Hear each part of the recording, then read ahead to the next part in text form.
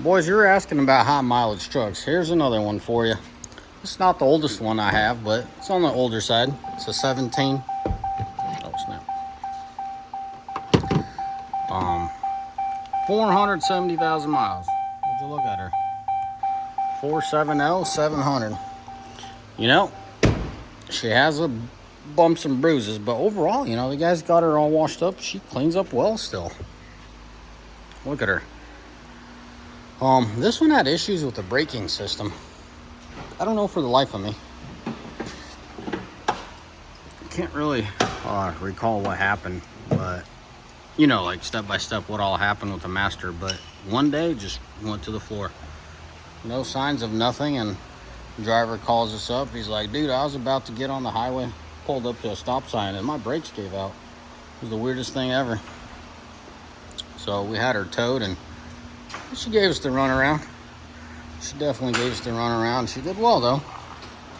Besides that, this truck has given us no issues. If you're new to the channel, you can go check out my other videos. I have quite a few other videos of other high mileage trucks. Like that truck is getting another engine. Well, we're going to try to rebuild the original one for educational purposes, but that engine on the red one is high 600s. Now, y'all gonna ask what's the maintenance, guys. If you're a regular, you know my maintenance, but I'll give you a quick rundown anyways. Front axle gets service every 100,000, transfer case 100,000, transmission gets an oil change every 50 to 60, and the rear end and the tranny are on the same schedule, 56,000. They get replaced. Typically, I try to put on an OEM diff cover. I don't know if that gives it enough. Them, I think they come off the dualies, and I like those the most. I don't like the aftermarket fancy ones, but I do like the OEM aluminum ones. Back in the day, I bought them for like 80 bucks a pop. Nowadays, I'm hearing they're like $300-400 bucks. What I did want to underline is the condition of this vehicle. I'm gonna pull that key out. I mean, look at this thing. You know, original seat. Yeah, she's a little tired, but nothing crazy though. You know, armrest still in good shape. Whoever was in here smoked, but that's about it. I like the Tradesman for their plastic panels. Probably not the most convenient thing when you're going down the road, but man, do I like it. You know, the dash isn't crap. For all you guys jumping off chairs and being like, hey, how much suspension parts have you replaced? Ball joints. One set of ball joints, guys. That's about it. Oh, nope, I lied. They recently did a second set. For some reason, the aftermarkets that we put on there at 300 didn't serve up or hold up very well. I think at 460 we did the front end ball joints. Gearbox, track bars, they're all OEM. Besides the shocks, if I'm not mistaken, from new, these shocks were kind of weird.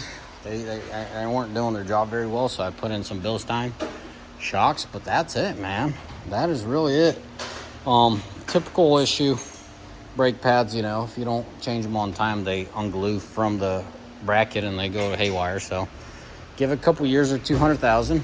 I mean, if you're working your truck like we are, even if they're not worn out, throw them out, toss them out, put some new brake pads on here. Grease your pins to the calipers slide on. As long as you don't lose brake pads, those calipers serve you well. And obviously if you grease them so they're sliding well. I could tell you all these I wish I could tell you all these crazy stories, but I can't. It's pretty straightforward. I really like my 4th gens. Bit of a rough road with my 5th gen. Some of them serving me very well. The others are kind of giving me hell. No, not that one. It was our fault. One of the guys jackknifed it last December. But yeah, guys, that's about it.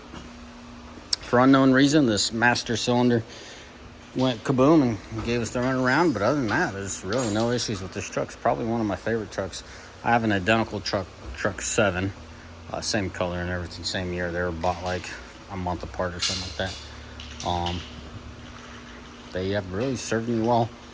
Often guys will ask me my favorite years. It seems like 16, 17, and 18 are my favorite years of the 4th gens. There's no reason why you should avoid the 13, 14, 15. You know, if you could get the dealership to update your tuning on the ECM.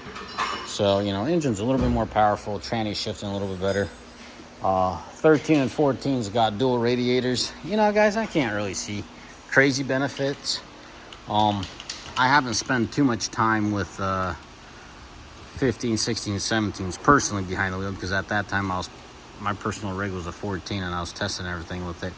But it just seems what they did is they perfected the tuning on the fan, when it engages, how it engages, and that took away the need for the second radiator. But other than that, she is what it is what it is, and she is how she is, and I'm on the verge of just trying to keep her.